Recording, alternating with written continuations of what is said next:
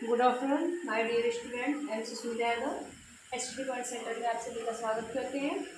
आज हम आप लोगों को बताएंगे अपने वीडियो के माध्यम से प्रेजेंट परफेक्ट कॉन्टिन्यूअस टेंस मेन इंट्रोगेटिव सेंटेंसेस। कल हमने आप लोगों को बताया था simple interrogative sentences, positive sentences, negative sentences.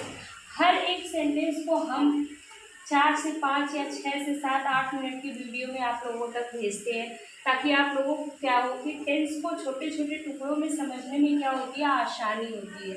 ठीक है, आप लोगों को इजी हो इसलिए हम हर टेंस को अलग अलग टुकड़ों में काट काट के उसको अपने रूल के हिसाब से बनाते हैं। ठीक है, तो आज हम देखते हैं मेन इंट्रोगेटिव नोट देखते हैं।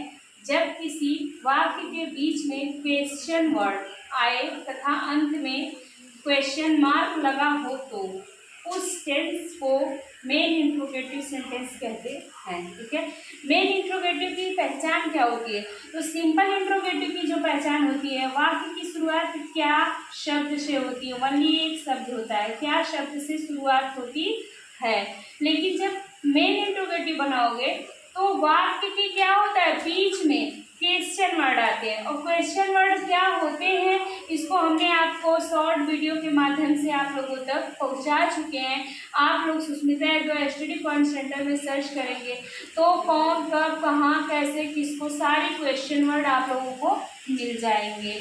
ठीक है, फिर उसके बाद क्या होता है कि यहाँ पे बीच में क्वेश्चन मार्क आता है और क्वेश्चन वर्ड आता है और बीच में लास्ट में क्वेश्चन मार्क लगा होता है, तो उसे हम क्या कहते हैं, मेन इंट्रोगेटिव सेंटेंस कहते हैं। और मेन इंट्रोगेटिव सेंटेंस ये तो रूल अभी फर्स्ट सेकेंड थर्ड हर एक टॉपिक को पढ़ते जा रहे हो तो उसमें आपको पता ही है कि present perfect continuous tense he see it करता है एक वचन के साथ हैज बीन तथा आई बी यू करता है बहुवचन के साथ हैव बीन लगता है और मेन वर्ब में आई एन जी लगता है सब में। ठीक है, फिर उसके बाद ये देखो इसका स्ट्रक्चर है, स्ट्रक्चर बिल्कुल अलग है, स्ट्रक्चर को ही आपको अपने माइंड में सेव करना है। देखिए सबसे पहले क्या है, WH वर्ड रहेगा, फिर हेल्पिंग वर्ब जो होती है हैव या हैज रहेगा, फिर प्लस सब्जेक्ट रहेगा, फिर उसके बाद प्लस में बीन रहेगा, plus MD I mean main verb में ING, plus object plus since and for plus time.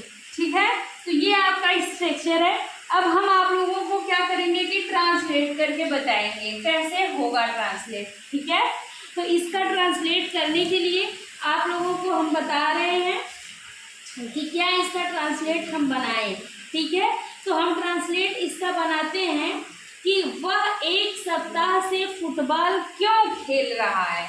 क्या बनाएंगे, वह एक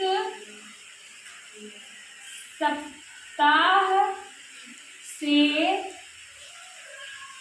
फुटबॉल क्यों खेल रहा है, क्यों खेल रहा है।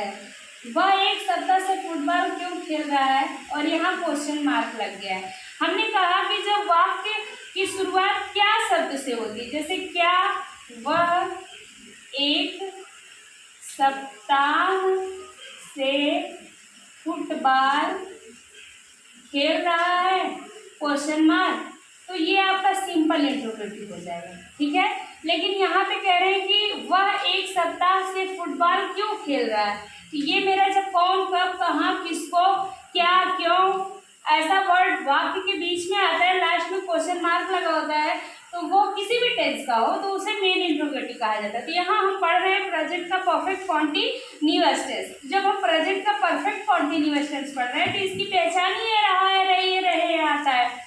तो अब इसका ट्रांसलेट करेंगे तो सबसे पहले लास्ट में क्या है, क्वेश्चन मार्क है और रहा है रही है आ गया। तो जब रहा है रही है रहे आ रहा है और क्वेश्चन मार्क लगा है, साथ में समय भी दिया है एक सप्ताह से, इसका मतलब ये प्रेजेंट का परफेक्ट कॉन्टिन्यूअस टेंस है। जब ये प्रेजेंट का परफेक्ट कॉन्टिन्यूअस टेंस है, आगे आपके हमने स्ट्रक्चर लिख दिया है, इसी स्ट्रक्चर के बेस पे आपको ट्रांसलेट को सॉल्व करना है। तो आइए सॉल्व करते हैं हम ट्रांसलेट को। ठीक है, तो सबसे पहले इसमें क्वेश्चन मार्क क्या है, क्यों है। ठीक है, तो सबसे पहले हम यहाँ पे WH देखिए यहाँ पे हो जाएगा वाई। वाई मीन्स क्या होता है, क्यों होता है। इसे WH वर्ड क्यों कहते हैं, क्योंकि फॉर्म का प्रांत इसको जो भी क्वेश्चन वर्ड होते हैं उसकी शुरुआती क्या है, WH आता है, इसलिए इसको WH वर्ड भी कहते हैं। तो वाई, फिर उसके बाद हैव या हैज, तो वह है, वह के साथ क्या लगेगा, हैज लगेगा। वाई हैज, फिर वह की अंग्रेजी खेल रहा है, आई मीन ही लगेगा। वाई हैज ही, फिर उसके बाद क्या हो जाएगा, स्ट्रक्चर में बोला है कि बीन लगा दीजिए, आप बीन लगा दोगे। फिर बोल रहा है कि मेन वर्ब में ING, इसमें मुख्य रूप से खेल कार्य क्या हो रहा है, खेलने का, PLAYING, प्लेइंग, ठीक है। वह एक सप्ताह से फुटबॉल क्यों खेल रहा है, हो जाएगा why has he been playing, been playing, ठीक है, खेल रहा है।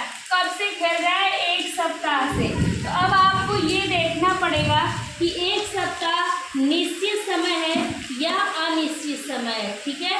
तो एक सप्ताह हमारा जो है क्या है, वो अनिश्चित समय है, ठीक है, क्या है, अनिश्चित समय है। तो इसके लिए हमको फॉर लगाना होगा, लेकिन एक सप्ताह से तो ये हमने क्या बैठाया है, WH वर्ड, फिर हेल्पिंग वर्ब, फिर सब्जेक्ट, फिर हेल्पिंग वर्ब में बीन जो था वो, फिर हमने प्लेइंग लगाया। फिर उसके बाद अब कह रहे हैं कि फुटबॉल ना ऑब्जेक्ट भी लिखना है ना, देखो मेन वर्ब प्लस ऑब्जेक्ट, जो ऑब्जेक्ट होगा उसे भी लिखना होगा। तो मेन वर्ब ऑब्जेक्ट, तो ऑब्जेक्ट मेरा क्या है, फुटबॉल है, FOOTBALL, फुटबॉल, ठीक है। ये हमारा प्लेइंग फुटबॉल। फिर उसके बाद कब से, एक सप्ताह से। तो एक सप्ताह हमारा क्या है, वो है अनिश्चित समय। तो हम उसके लिए लगाएंगे फॉर क्या है, a वीक या 1 वीक, ONE 1 वीक, फिर क्वेश्चन मार्क, ठीक है। आई होप ये ट्रांसलेट आप लोगों को समझ में आ गया होगा। इसी बेस पे बस अगर यहीं पे क्या होता है, मैं हो जाता है, तुम हो जाता, हम हो जाता, ऐसा कुछ हो जाता, तो मतलब जब सब्जेक्ट आपका बहुवचन का रहेगा तो बस यहाँ पे हैव लग जाता। और सेम आपका ट्रांसलेट जो सॉल्व करने का रूल यही है। माय डियर स्टूडेंट, आप लोगों को आई होप बहुत अच्छे से समझ में आया होगा। हम आजमगढ़ की धरती से आप लोगों को 10 ईजी से ईजी रूल के अकॉर्डिंग आप लोगों तक पहुंचाने का निरंतर प्रयास कर रहे हैं। अगर वीडियो अच्छी लगी हो तो लाइक एंड सब्सक्राइब जरूर करिएगा। Thank you so very much for watching my video.